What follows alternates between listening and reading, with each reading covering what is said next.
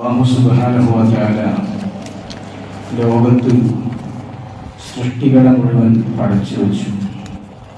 ലോകത്തുള്ള മുഴുവൻ സൃഷ്ടികളെയും പടച്ചു വെച്ചതിന് ശേഷം അല്ലാഹു സുബ്ഹാനഹു വ തആല എല്ലാ സൃഷ്ടികളെയും പടച്ചു കഴിഞ്ഞപ്പോൾ ഫഖാമത്തി റഹിമു, അല്ലാഹുവിന്റെ മുമ്പിൽ കുടുംബബന്ധം എഴുന്നേറ്റ് നിന്നു. മഹാന്മാരായ പണ്ഡിതന്മാർ രേഖപ്പെടുത്തുന്നു, ഒരു മനുഷ്യന്റെ രൂപത്തിൽ അല്ലെങ്കിൽ ഒരു മനുഷ്യക്കോലത്തിൽ തങ്ങൾ വിശദീകരിക്കുകയാണ്, അല്ലാഹുവിന്റെ മുമ്പിൽ കുടുംബബന്ധം എഴുന്നേറ്റ് നിന്നു.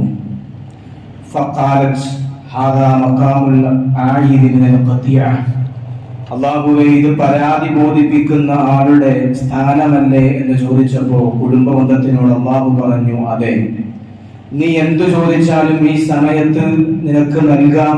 ഇത് പരാതി ബോധിപ്പിക്കുന്ന, പ്രശ്നങ്ങൾ പറയുന്ന സംവിധാനമാണ്, സമയമാണ് എന്ന് അല്ലാഹു സുബ്ഹാനഹു വ തആല കുടുംബബന്ധത്തോട് പറയുകയാണ്. എന്നിട്ട് അല്ലാഹു സുബ്ഹാനഹു വ തആല കുടുംബബന്ധത്തിനോട് ചോദിക്കുന്നു, അമാ തർദൈന അൻ അസില മൻ വസലകി വ അഖ്തഅ മൻ ഖതഅകി. കുടുംബബന്ധമേ, നിന്നെ ചേർത്ത ആളുകളെ ഞാൻ ചേർക്കും, നിന്നെ മുറിച്ച ആളുകളെ ഞാൻ മുറിക്കുകയും ചെയ്യും. അത് നിനക്ക് ഇഷ്ടമല്ലേ എന്ന് അല്ലാഹു സുബ്ഹാനഹു വ തആല കുടുംബബന്ധം എന്ന് പറയുന്ന ആ പ്രത്യേക അല്ലാഹുവിന്റെ സൃഷ്ടിയെ സൃഷ്ടിച്ചതിനു ശേഷം അല്ലാഹു സുബ്ഹാനഹു വ തആല ചോദിച്ചു. ഫഖാലത്തു ബല, ആ നേരത്ത് കുടുംബബന്ധം അല്ലാഹുവിന്റെ മുമ്പിൽ വന്ന് പറഞ്ഞു, അല്ലാഹുവേ, എനിക്ക് സമ്മതമാണ്. എന്നെ ആരൊക്കെ ചേർത്തോ അവരെയൊക്കെ നീ ചേർക്കും, എന്നെ ആരൊക്കെ മുറിച്ചോ അവരെയൊക്കെ നീ മുറിക്കും. അതെനിക്ക് തൃപ്തിയാണ്, സമ്മതമാണ് എന്ന് അല്ലാഹുവിനോട് കുടുംബബന്ധം പറഞ്ഞു എന്ന് മുസ്തഫ നബി മുഹമ്മദ് മുസ്തഫ സല്ലല്ലാഹു അലൈഹി വസല്ലം തങ്ങൾ നമ്മെ പരിചയപ്പെടുത്തുകയാണ്, പഠിപ്പിക്കുകയാണ്. പ്രിയമുള്ള മുഅ്മിനീങ്ങളെ, നമ്മളൊക്കെ കുടുംബങ്ങളുള്ളവരാണ്. നമ്മളൊക്കെ ഈ പള്ളിയിൽ ജുമുഅക്ക് ഒരുമിച്ച് കൂടിയ നമ്മളൊക്കെ ഓരോ കുടുംബത്തിന്റെയും നാഥന്മാരാണ്, ഓരോ കുടുംബത്തിന്റെയും നെടുന്തൂണുകളാണ്. കൂടുമ്പോൾ ഇമ്പമുള്ളതാണ് കുടുംബം. അങ്ങനെയാവണം നമ്മുടെ കുടുംബങ്ങൾ, അങ്ങനെയാവണം നമ്മുടെ കുടുംബങ്ങൾ. നമ്മുടെ കുടുംബത്തിൽ, നമ്മുടെ വീടുകളിൽ എപ്പോഴും സന്തോഷമുണ്ടാവണം. ആളുകൾക്കിടയിൽ പിണക്കങ്ങൾ ഉണ്ടാവാൻ പാടില്ല. എന്നാൽ ഇന്നത്തെ സാഹചര്യം അതല്ല. നമ്മുടെ പരിസരങ്ങളിൽ കണ്ടുകൊണ്ടിരിക്കുന്നത് അതല്ല. നമ്മുടെ അയൽപക്കങ്ങളിൽ കണ്ടുകൊണ്ടിരിക്കുന്നത് അതല്ല. പരിശുദ്ധമായി ഇസ്ലാം വളരെ സമ്പൂർണമായി അവതരിപ്പിച്ച, വളരെ പരിശുദ്ധമായി സൂക്ഷിക്കാൻ കൽപ്പിച്ച ഒരു ബന്ധമാണ് കുടുംബബന്ധം എന്ന് പറയുന്നത്. എന്നാൽ പലതിന്റെ പേരിലും, പല വിഷയങ്ങളുടെ പേരിലും, കേവലാത്മകമായ ഭൗതികതയുടെ പേരിൽ, കേവലാത്മകമായ ഭൗതിക ചിന്തയുടെ പേരിൽ നമ്മളൊക്കെ നമ്മുടെ സഹോദരന്മാരുമായുള്ള കുടുംബബന്ധം വിച്ഛേദിക്കുന്നു. നമ്മുടെ ഉമ്മറങ്ങന്മാരുമായുള്ള ബന്ധം വിച്ഛേദിക്കുന്ന ഒരു സാഹചര്യം നമ്മുടെ പരിസരങ്ങളിലുണ്ട്. നമ്മളൊക്കെ അത് വളരെ ഗൗരവത്തോടുകൂടെ ചിന്തിക്കേണ്ടതാണ്. അല്ലാഹുവിന്റെ വിശുദ്ധമായ ഖുർആൻ, അല്ലാഹുവിന്റെ പരിശുദ്ധമായ ഹദീസിലൂടെ നബി സല്ലല്ലാഹു അലൈഹി വസല്ലം തങ്ങൾ പരിചയപ്പെടുത്തിയത് ലാ യദ്ഖുലുൽ ജന്നത ഖാതിഉൻ എന്നാണ്. കുടുംബബന്ധം മുറിക്കുന്ന ആളുകൾക്ക് സ്വർഗീയ പ്രവേശനം സുസാധ്യമല്ല. സ്വർഗത്തിൽ പ്രവേശിക്കണമെങ്കിൽ കുടുംബങ്ങളോട് ബന്ധം പുലർത്തണം, കുടുംബങ്ങളോട് അനുകമ്പ പുലർത്തണം. കുടുംബങ്ങളോട് ബന്ധം ചേർക്കാത്ത ആളുകൾ, പരസ്പരം തെറ്റി നടക്കുന്ന ആളുകൾ, ചിലപ്പോ വാപ്പ മരണപ്പെട്ടിരിക്കും. വാപ്പ മരണപ്പെട്ടിട്ട് വാപ്പയുടെ അനന്തര സ്വത്ത് വീതം വെക്കുന്നതുമായി ബന്ധപ്പെട്ട് സഹോദരങ്ങൾ പരസ്പരം തെറ്റി നടക്കുന്നു. ഒരു ഉമ്മയുടെ വയറ്റിൽ പിറന്ന ഒരു സഹോദരനും ഒരു പെങ്ങളും ഒരു ആങ്ങളെയും തമ്മിൽ പരസ്പരം തെറ്റുന്നു, മിണ്ടുന്നില്ല. അത് വളരെ ഗുരുതരമായ തെറ്റാണ് എന്ന് പരിശുദ്ധമായി ഇസ്ലാം പരിചയപ്പെടുത്തുകയാണ്.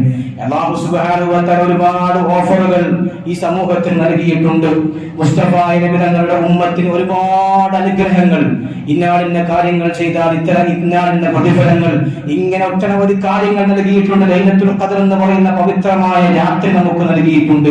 ഒരു രാത്രി തന്നെ ഇബാദത്തെടുത്താൽ 1000 രാത്രികളുടെ പ്രതിഫലം ലഭിക്കുന്ന ഒരൊറ്റ രാത്രി. അതുപോലെ തന്നെ എല്ലാ വ്യാഴാഴ്ചയും എല്ലാ തിങ്കളാഴ്ചയും നമ്മളൊക്കെ ചെയ്യുന്ന നന്മകൾ അല്ലാഹുവിന്റെ അടുക്കലേക്ക് ഉയർത്തപ്പെടുന്നുണ്ട്. ഇങ്ങനെ എല്ലാവിധ അനുഗ്രഹങ്ങളും ഈ ഉമ്മത്തിന് അല്ലാഹു നൽകിയിട്ടുണ്ട്. പക്ഷേ ആ അനുഗ്രഹങ്ങളൊക്കെ തടയപ്പെടുന്ന ഒരു വിഭാഗമുണ്ട്. അല്ലാഹു സുബ്ഹാനഹു വ തആല പാപമോചനം നൽകുന്ന എല്ലാ നന്മകളും അല്ലാഹു സുബ്ഹാനഹു വ തആല നൽകുന്ന കൂട്ടത്തിൽ ഒരു വിഭാഗത്തിന് അല്ലാഹു ആ നന്മകളൊന്നും തരയില്ല. എത്ര പള്ളിയിൽ വന്ന് സുജൂദ് ചെയ്തിട്ടും കാര്യമില്ല, എത്ര ഖുർആൻ ഓതിയിട്ടും കാര്യമില്ല, എത്ര നിസ്കരിച്ചിട്ടും കാര്യമില്ല. ഈ അമലുകൾ ആകാശത്തിന് മുകളിലേക്ക് പൊന്തുകയില്ല. ആരുടേത്? കുടുംബബന്ധം മുറിക്കുന്ന ആളുകളുടേത്. കുടുംബബന്ധം വിച്ഛേദിക്കുന്ന ആളുകളുടെ അമലുകൾ ഭൂമിയിൽ നിന്ന് ആകാശത്തിലേക്ക് ഉയർത്തപ്പെടുകയില്ല എന്ന് മുഹമ്മദ് മുസ്തഫ സല്ലല്ലാഹു അലൈഹി വസല്ലം തങ്ങൾ പഠിപ്പിക്കുകയാണ്. വളരെ ഗൗരവമായി കാണേണ്ട ഒരു വിഷയമാണ്. നമ്മളതൊന്നും ചിലപ്പോൾ ചിന്തിക്കുന്നില്ല, ചിലപ്പോൾ അതൊന്നും സൂക്ഷിക്കുന്നില്ല നമ്മുടെ ജീവിതത്തിൽ. പലരും തന്റെ സഹോദരനോട് തെറ്റി നടക്കുകയാണ്, പലപ്പോഴും തന്റെ ഉമ്മയോട് തെറ്റി നടക്കുകയാണ്. അതെന്തിന്റെ പേരിൽ? കേവലാത്മകമായ ഭൗതികമായ എന്തെങ്കിലും ചില ലാഭത്തിന് വേണ്ടി. നമ്മൾ അങ്ങനെയാവാൻ പാടില്ല. മുഅ്മിനീങ്ങളെ, നമ്മൾ നമ്മുടെ കുടുംബങ്ങളോട് ബന്ധം ചേർക്കുന്നവരാവണം. അല്ലാഹുവിന്റെ സല്ലല്ലാഹു അലൈഹി വസല്ലം തങ്ങളുടെ മുമ്പിൽ വന്നിട്ട് ഒരു മനുഷ്യൻ പറഞ്ഞു, അന്ന റജുലൻ ഖാല യാ റസൂലല്ലാഹ് ഇന്നലി ഖറാബത്തൻ അസിലുഹും. നബി, എനിക്ക് കുറച്ച് കുടുംബക്കാരുണ്ട്, ഞാൻ അവരെ എപ്പോഴും സന്ദർശിക്കും, അവരോട് ഞാൻ എപ്പോഴും ബന്ധം ചേർക്കും. എന്നാൽ അവർക്ക് എന്നെ ഒരു പരിഗണനയുമില്ല. ഞാൻ അങ്ങോട്ട് ചെന്ന് അവരോട് ബന്ധം സ്ഥാപിക്കുന്നു, അവരോട് കുടുംബ ബന്ധം പുലർത്താൻ ഞാൻ ശ്രമിക്കുന്നു, പക്ഷെ ഓൾ എന്നോട് മിണ്ടുന്നില്ല. ഞാൻ അങ്ങോട്ട് ചെന്ന് മിണ്ടുന്നുണ്ട് എന്ന് നബി സല്ലല്ലാഹു അലൈഹി വസല്ലം തങ്ങളോട് വന്ന് പറഞ്ഞപ്പോ നബി സല്ലല്ലാഹു അലൈഹി വസല്ലം തങ്ങൾ പറഞ്ഞത്, ലഇൻ കുൻത കമാ ഖുൽത ഫകഅന്നമാ തുതിബിഉഹുൽ മൻ തുസ്ഫികുൽ മല്ല. നബി സല്ലല്ലാഹു അലൈഹി വസല്ലം തങ്ങൾ പറഞ്ഞത്, നിങ്ങൾ പേടിക്കണ്ട, നിങ്ങൾ അവരോട് ചെന്ന് അങ്ങോട്ട് മിണ്ടുന്നുണ്ടെങ്കിൽ അത് നിങ്ങൾക്കുള്ള രക്ഷയാണ്. നിങ്ങൾ അങ്ങനെ ആയിരിക്കുന്ന കാലത്തോളം നിങ്ങൾ അങ്ങനെ ചെയ്യുന്ന കാലഘട്ടത്തോളം നിങ്ങൾക്ക് അല്ലാഹുവിന്റെ സഹായം ഉണ്ടാകും. നമ്മൾ അതാണ് ചെയ്യേണ്ടത്. എന്നോട് അവൻ മിണ്ടുന്നില്ല എന്ന് കരുതി അവനോട് മിണ്ടാതിരിക്കരുത്. എന്റെ സഹോദരൻ എന്നോട് സംസാരിക്കുന്നില്ല, അവൻ എന്നോട് തെറ്റിലാണ്, അതുകൊണ്ട് ഞാനും മിണ്ടുന്നില്ല എന്ന് പറഞ്ഞ് നമ്മൾ മാറി നിൽക്കാൻ പാടില്ല. അവർ ഇങ്ങോട്ട് നമ്മോട് ബന്ധം പുലർത്തുന്നില്ലെങ്കിലും അങ്ങോട്ട് ചെന്ന് ബന്ധം പുലർത്തണം. അതാണ് വിശുദ്ധ ഇസ്ലാം പഠിപ്പിക്കുന്നത്. അങ്ങോട്ട് ചെന്ന് അവരോട് ബന്ധം സ്ഥാപിക്കണം. എന്നാൽ അല്ലാഹുവിന്റെ സഹായം നമുക്കുണ്ടാകും, അല്ലാഹുവിന്റെ കാവൽ നമുക്കുണ്ടാകും, അല്ലാഹുവിന്റെ രക്ഷ നമുക്കുണ്ടാകുമെന്ന് ഹബീബായ മുഹമ്മദ് മുസ്തഫ സല്ലല്ലാഹു അലൈഹി വസല്ലം തങ്ങൾ പഠിപ്പിക്കുന്നു.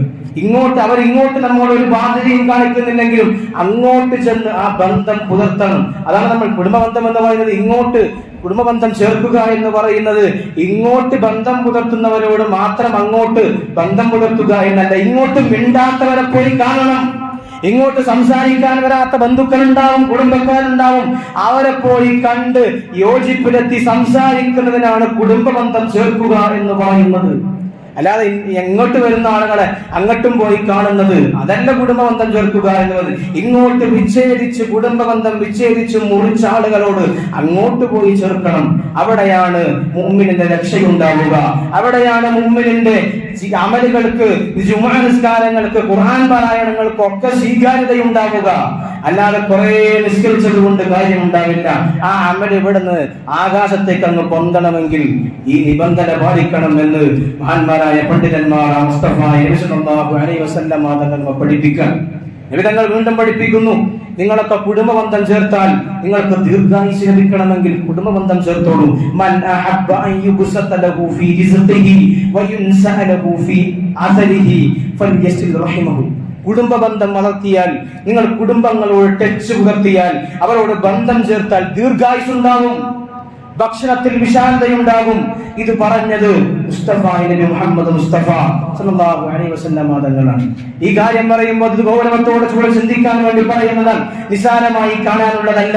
നമ്മൾ വളരെ ഗൗരവത്തോടു കൂടെ ചിന്തിക്കണം. നമ്മളൊക്കെ നിസ്സാരമായ കാര്യങ്ങൾക്ക് വേണ്ടി, വളരെ ചെറിയ നിസ്സാരമായ കാര്യങ്ങൾക്ക് വേണ്ടിയാണ് വർഷങ്ങളോളം സഹോദരങ്ങളോട് തെറ്റിനടക്കുന്നത്, വർഷങ്ങളോളം കുടുംബങ്ങളോട് തെറ്റിനടക്കുന്നത്.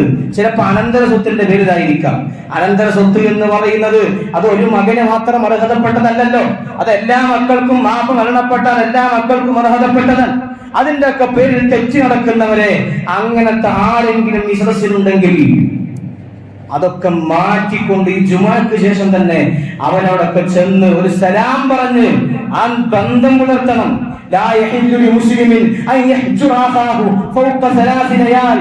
ഒരു മുഅ്മിനായ സഹോദരനോട്, ഒരു മുഅ്മിനായ വ്യക്തിക്ക്, മുഅ്മിനായ തന്റെ മറ്റൊരു സഹോദരനോട് 3 ദിവസത്തിനേക്കാൾ കൂടുതൽ ദീനിയായ കാരണമില്ലാതെ തെറ്റൽ ഹലാലല്ല. തെറ്റി നടക്കാൻ പാടില്ല. മുഅ്മിനീങ്ങൾ 3 ദിവസത്തിനേക്കാൾ മുകളിൽ തെറ്റി നടക്കാൻ പാടില്ല. വഖൈറുഹല്ലദി യബ്ദഉ ബിസ്സലാം വഖൈറുഹുമല്ലദി യബ്ദഉ ബിസ്സലാം. ഈ തെറ്റി നടക്കുന്ന 2 ആളുകളിൽ ഏറ്റവും ഉത്തമനായ ആള് ആദ്യം അങ്ങോട്ട് ചെന്ന് സലാം പറയുന്ന ആളാണ് എന്ന് നബി സല്ലല്ലാഹു അലൈഹി വസല്ലം തങ്ങൾ പഠിപ്പിക്കുക. ഒരു സലാം പറഞ്ഞാൽ മതി. തെറ്റി നടക്കുന്ന സഹോദരനുണ്ടെങ്കിൽ, തെറ്റി നടക്കുന്ന ബന്ധങ്ങളുണ്ടെങ്കിൽ, കുടുംബക്കാരുണ്ടെങ്കിൽ ഒരു സലാം പറഞ്ഞാൽ ഒക്കെ തീരുന്നതേ ഉള്ളൂ. ഒരു സലാം പറഞ്ഞാൽ, ഒന്ന് അങ്ങോട്ട് ചെന്ന് ഒരു സലാം പറഞ്ഞാൽ എല്ലാ പ്രശ്നങ്ങളും പരിഹാര്യമാവും.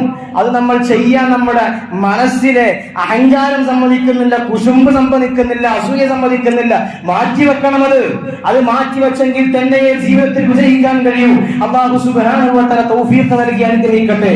പ്രിയമുള്ള മുഅ്മിനീങ്ങളെ, നമ്മളൊക്കെ ഓരോ കുടുംബത്തിന്റെ നാഥന്മാരാണ്. നമ്മളൊക്കെ ഓരോ കുടുംബത്തിന്റെ ഉത്തരവാദിത്തമുള്ള ആളുകളാണ്. നമുക്കൊക്കെ ചില ബാധ്യതകളുണ്ട്, നമുക്കൊക്കെ ചില ഉത്തരവാദിത്തങ്ങളുണ്ട്. കഴിഞ്ഞ ദിവസം നമ്മളൊക്കെ പത്രത്തിൽ വായിച്ചതാണ്, മാധ്യമങ്ങളിലൂടെ വായിച്ചതാണ്. തെക്കൻ കേരളത്തിൽ ഒരു സ്കൂളിൽ ഒരു പെൺകുട്ടി തട്ടമിട്ട് ചെന്നതിന്റെ പേരിൽ സ്കൂളിൽ നിന്ന് ആ വിദ്യാർത്ഥിയെ പുറത്താക്കി. എന്തിന്റെ പേരിൽ? തട്ടമിട്ടതിന്റെ പേരിൽ. തട്ടമിട്ട് തലമറച്ച് സ്കൂളിൽ ചെന്നതിന്റെ പേരിൽ ഒരു വിദ്യാർത്ഥിയെ സ്കൂളിൽ നിന്ന്, വിദ്യാഭ്യാസ സ്ഥാപനത്തിൽ നിന്ന് ഒരു വിദ്യാർത്ഥിയെ, പെൺകുട്ടിയെ അവിടുത്തെ അധ്യാപകർ പുറത്താക്കുന്ന ഒരു വാർത്ത നമ്മളൊക്കെ വായിച്ചവരാണ്. എന്താണ് ഇങ്ങനെ ആയിക്കൊണ്ടിരിക്കുന്നത്? നമുക്ക് മതബോധം വേണം. നമ്മുടെ മക്കളെ മതബോധത്തോടുകൂടെ വളർത്താൻ 150 മുസ്ലിം വിദ്യാർത്ഥികൾ ആ സ്കൂളിൽ പഠിക്കുന്നുണ്ട്. 150 മുസ്ലിം വിദ്യാർത്ഥികൾ ആ കുട്ടിയെ പുറത്താക്കിയ സ്കൂളിൽ 150ഓളം മുസ്ലിം വിദ്യാർത്ഥികൾ പഠിക്കുന്നുണ്ട്. ആ മുസ്ലിം വിദ്യാർത്ഥികളൊന്നും തലയിൽ തട്ടമിടുന്നില്ല. അതാണ് ചിന്തിക്കേണ്ടത്. ഈ 150 വിദ്യാർത്ഥികളിൽ നിന്ന് ഈ കുട്ടിയെ പുറത്താക്കാനുള്ള കാരണം ആ കുട്ടി തട്ടമിടുന്നു എന്നതാണ്.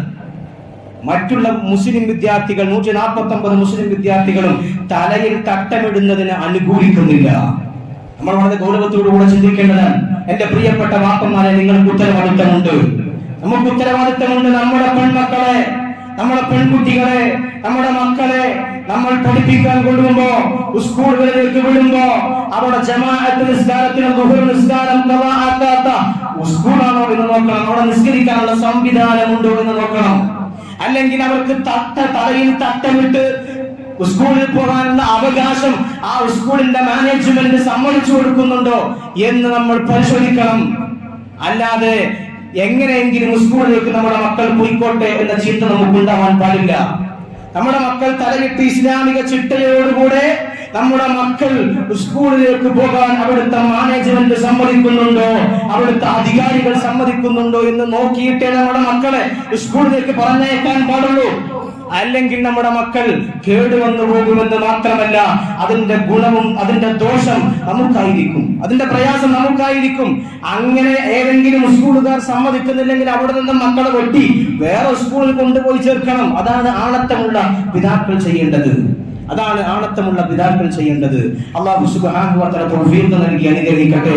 അതുകൊണ്ട് നമ്മളൊക്കെ നമ്മുടെ കുടുംബങ്ങളോട് നല്ല നിലയിൽ പെരുമാറുന്ന, കുടുംബങ്ങളോടൊക്കെ സൗഹാർദ്ദത്തിൽ പെരുമാറുന്ന, പരസ്പരം തെറ്റി നടക്കുന്ന, എന്തെങ്കിലും തെറ്റിദ്ധാരണകളുടെ പേരിൽ പരസ്പരം മിണ്ടാതെ നടക്കുന്നവരുണ്ടെങ്കിൽ ആ കാര്യങ്ങളൊക്കെ ശ്രദ്ധിച്ചുകൊണ്ട് പരസ്പരം യോജിപ്പിലും സ്നേഹത്തിലുമായി നമ്മളൊക്കെ ജീവിക്കണം. ഇന്നല്ലെങ്കിൽ നാളെ നമ്മളൊക്കെ മരണപ്പെടാനുള്ളവരാണ്. ഇന്നല്ലെങ്കിൽ നാളെ നമ്മുടെ മൂക്കിലും ൊക്കെ പഞ്ഞി വെച്ച് പള്ളിയുടെ മുറ്റത്തേക്ക്, പള്ളിയുടെ മിഹ്റാബിന്റെ മുമ്പിലേക്ക് നമ്മുടെ ചലനമറ്റ ശരീരം കൊണ്ടുവെക്കാനുള്ളവരാണ് എന്ന ബോധം നമുക്കുണ്ടായിക്കൊണ്ട് ഈ തെറ്റി അടക്കലും കുശുമ്പുണ്ടാവലും അസൂയുണ്ടാവലും കൊണ്ടൊന്നും എവിടെയും വിജയിക്കാൻ പോകുന്നില്ല. നമുക്ക് തന്നെയാണ് അതിന്റെ കേട്, നമ്മുടെ ശരീരത്തിന് തന്നെയാണ് അതിന്റെ കേട്, നമ്മുടെ ഹൃദയത്തിന് തന്നെയാണ് അതിന്റെ കേട്. നമുക്ക് രോഗങ്ങൾ ഉണ്ടാവാനുള്ള കാരണം ഒക്കെ അതാ. പല ആളുകൾക്കും രോഗങ്ങൾ വളരാൻ കാരണം എന്താ? ടെൻഷൻ. അറ്റാക്ക് വരാൻ കാരണം എന്താ? ടെൻഷൻ. എന്തിന്റെ പേരിലെ ടെൻഷൻ? മറ്റൊരുന്റെ സ്വത്ത് കൊണ്ടുപോകുമ്പോൾ എന്റെ പേര് ടെൻഷൻ. മകന് സ്വന്തം അനിയന് അനന്തര സ്വത്ത് കൊടുക്കാൻ കഴിയില്ലേ എന്നതിന്റെ പേര് ടെൻഷൻ. എന്നിട്ട് ടെൻഷൻ വന്ന് അറ്റാക്ക് വന്നു പോയി. അങ്ങനെ നമ്മുടെ ശരീരത്തിനും നമ്മുടെ ദുനിയാവിനും ആഖിറത്തിനും കോട്ടം വരുത്തുന്ന കാര്യങ്ങളാണ് ഇതൊക്കെ എന്ന് മനസ്സിലാക്കിക്കൊണ്ട് ആ കാര്യങ്ങളൊക്കെ പ്രത്യേകം ശ്രദ്ധിക്കുക. അല്ലാഹു സുബ്ഹാനഹു വ തആല തൗഫീഖ് നൽകി അനുഗ്രഹിക്കുമാറാവട്ടെ. പ്രിയമുള്ളവരെ, നമുക്കൊക്കെ ചില ഉത്തരവാദിത്തങ്ങൾ